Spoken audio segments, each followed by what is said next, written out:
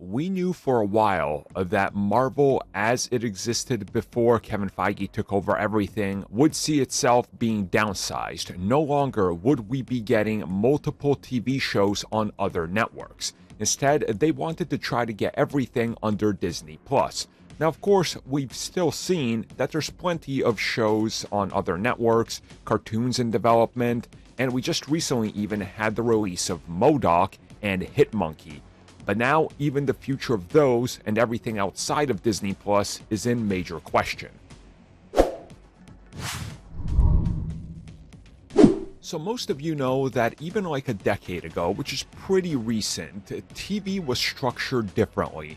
You would generally announce everything you want to do for your fall pickups, and then something that would become a mid-season for January or February of the following year, and then you start production of it and you start rolling it out in the fall. This, of course, has been largely changing because nobody cares anymore. Nobody wants to wait to watch everything in the fall. You can drop a TV series whenever. Middle of the summer, beginning of spring, end of winter, it doesn't matter. People will watch it because people want to consume.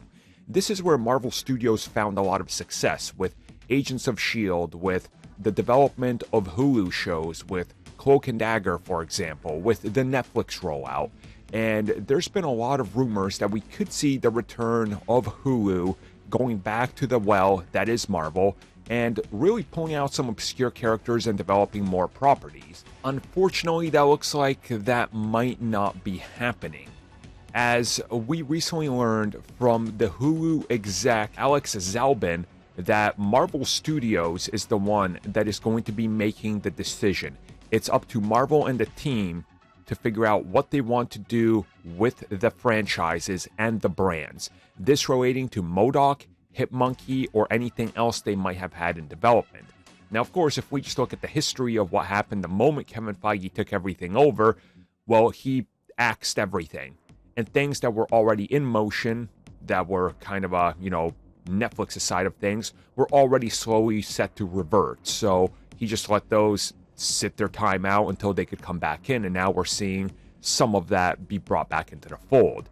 Now, of course, there was rumors from insiders and scoopers that we would potentially see the return of Hulu acting as a sort of R-rated outlet for characters that could potentially have franchises on there, like the return of Daredevil or The Punisher, for example, which now, coincidentally enough, by this has been disproved. So I think that tells you everything you need to know. Marvel Studios is going to let whatever project got far long enough to release wherever it was supposed to, and then it's all to Disney Plus, because again, that's their main revenue outlet, and that's what they want to focus on. So if you're a person excited about the potential of Marvel doing other things outside of Disney Plus, yeah, real bad news.